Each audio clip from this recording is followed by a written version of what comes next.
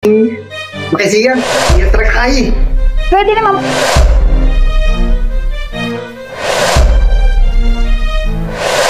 Hindi lang yan ang aabutin nyo!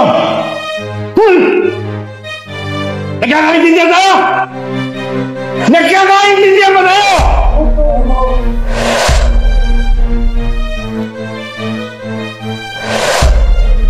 Wala kang kailangan. Napakasama mo. Napakahayop mo!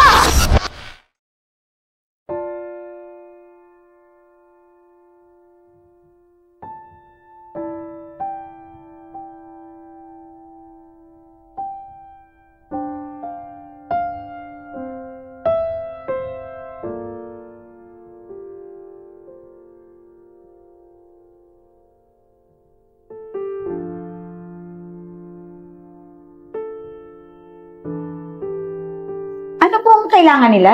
Ate, pwedeng makisigan, i-attract ka eh. Pwede naman po, pakipirma lang muna po dito. Ate, pwedeng mamaya na lalabas na eh. Hindi po pwede.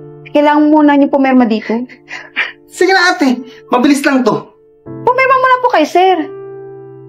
Pirma lang ha. Sko ate, tayo na ako. Hindi naman ako bisita sa lamay. Pasensya na po kay sir, trabaho lang.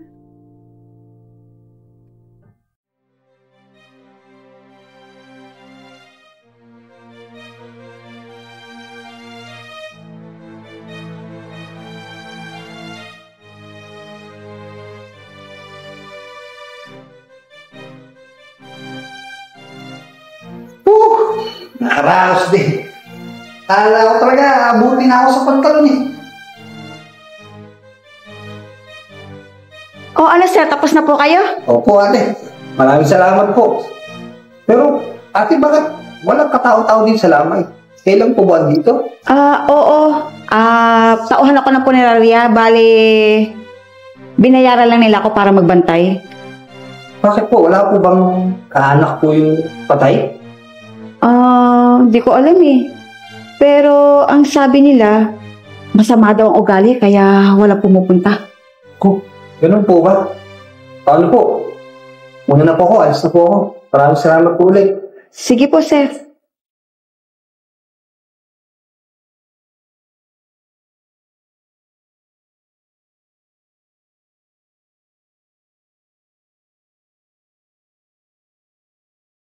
Ikaw ba?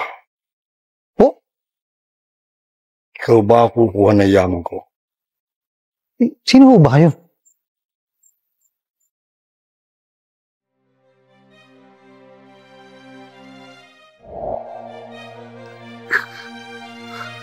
Teka, saan yun?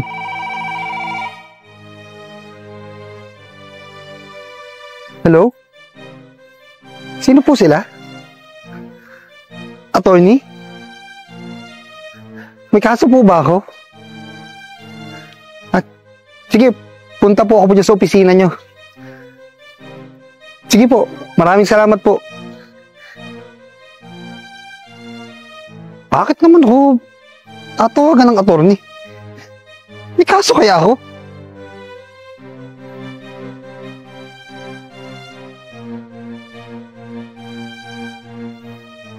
Magandang araw po.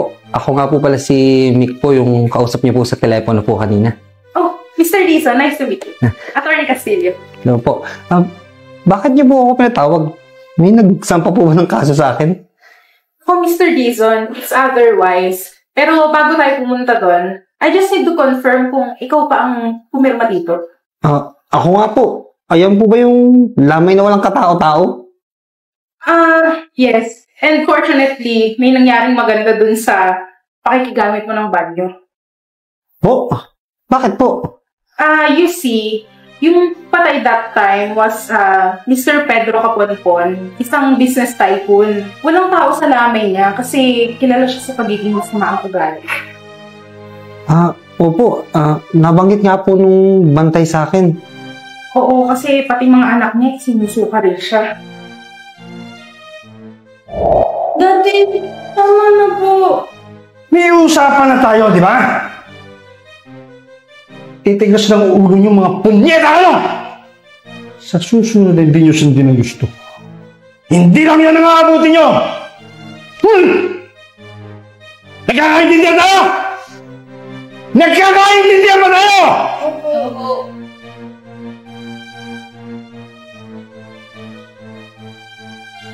Wala kang kahit tama! Napakasama mo!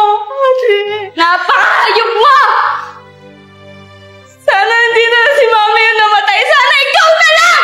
Dahil wala kang kwentang ama!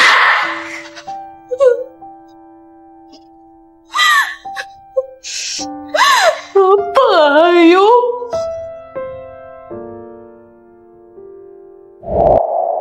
Ganun po ba? Grabe po pala siya. Bakit po ako pinatawag? It's because nasa will niya na kung sinong unang pipirma sa guestbook ng lamay niya, doon mapupunta lahat ng kayamanan niya. Oh? Bakit po may mga anak naman po siya, di ba? Well, ayaw na din naman nilang mag-i-involve sa daddy nila kahit pwede naman silang mag-file for reconsideration.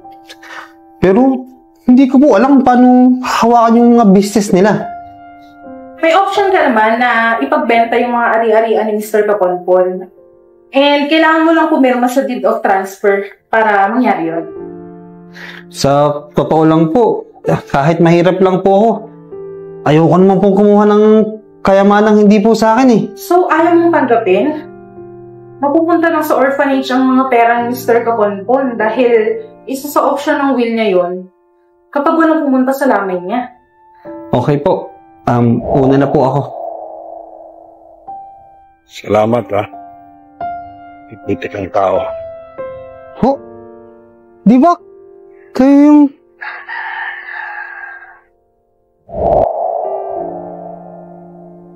Shit! Minumulto na ba ako? Di ba siya yung si Mr. Kaponpon?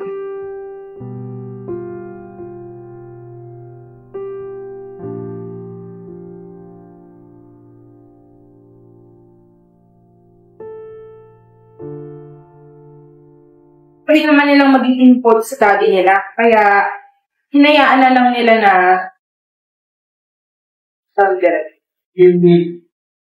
yung win na gano'n kahit pwede naman sila mag-file. Okay. Sige. Ulit ako. Makasin lang ako. Okay kayo. Game ba? Direct. 3, 2, 1, action! Ano nga po, sos? Sige po, okay. Opo, nabanggit nga po ng banda. 3, 2, 1, action! Montage. Montage po. Kuya May, ganun po ba? Grabe pala siya. Bakit po ako pinatawag? 3, 2, 1, action!